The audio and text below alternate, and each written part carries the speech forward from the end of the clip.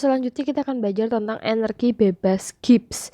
Energi bebas Gibbs itu merupakan salah satu metode pada pengukuran termodinamika, di mana dia itu menghitung kerja reversibel maksimum yang dapat dilakukan sistem termodinamika pada suhu dan tekanan yang konstan.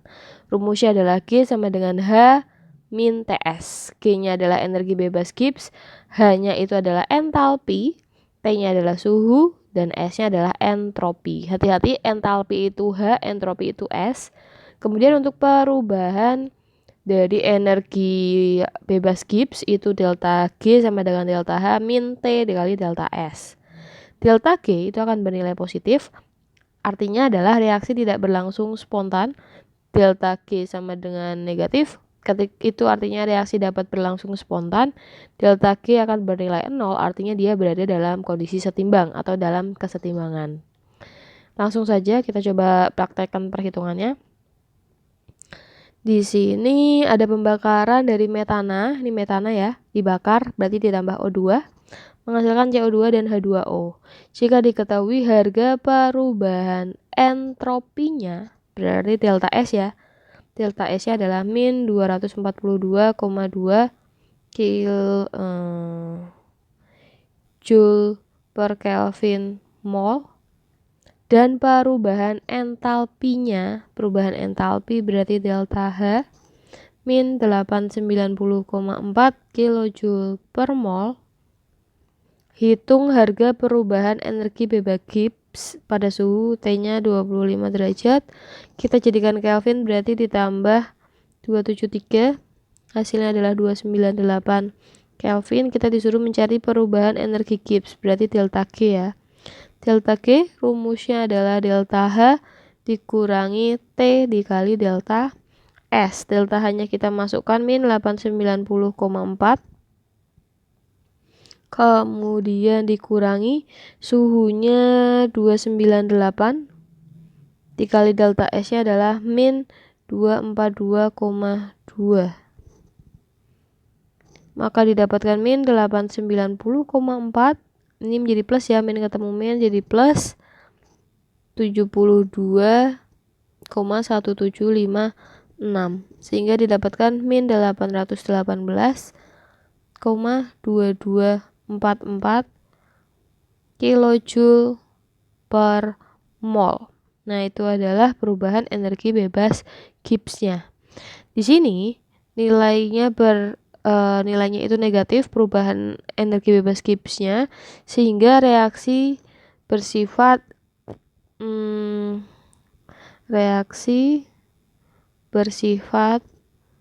eksotermik.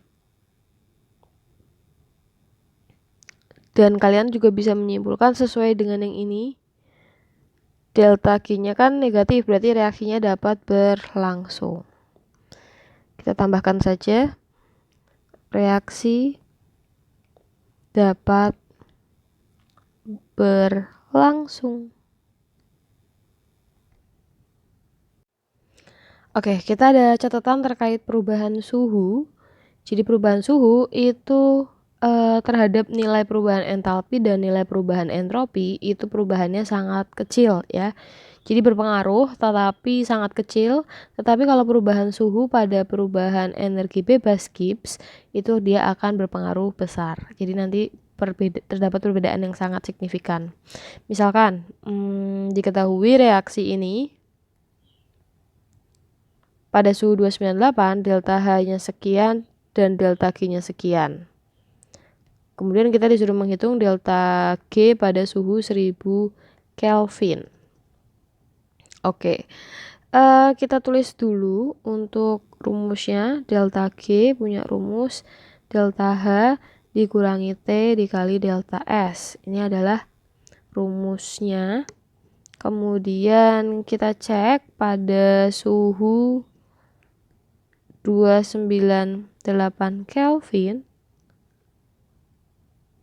Berarti kan itu mengaruhnya di suhu ya, berarti ini kita pindah ruas menjadi di kiri, delta T kali delta S sama dengan delta H ditambah dikurangi G, sebentar. Dikurangi G. Kita hanya pindah ruas aja. Delta G. Maka delta H-nya itu kan min 96,7 dikurangi min 25,9. Sehingga didapatkan min 70,8 kilojoule per mol. Itu adalah T dikali delta S 298. Nah, kemudian tadi kan T kali delta S. Sekarang kita hitung delta S-nya berarti sama dengan min 70,8. Tapi kan kilojoule, kita kali 1000 berarti ya. Dibagi T menjadi seperti ini, 70.800 dibagi T-nya adalah 298. Maka didapatkan min 238 Joule per mol Kelvin. Berarti kan kita sudah dapat nilai delta S-nya. Sekarang kita disuruh menghitung pada suhu 1000 Kelvin. Kita masukkan delta G sama dengan delta H min T delta S. Delta H-nya tadi min 96,7 dikurangi T-nya berarti 1000 ya. Delta S-nya tadi min 238.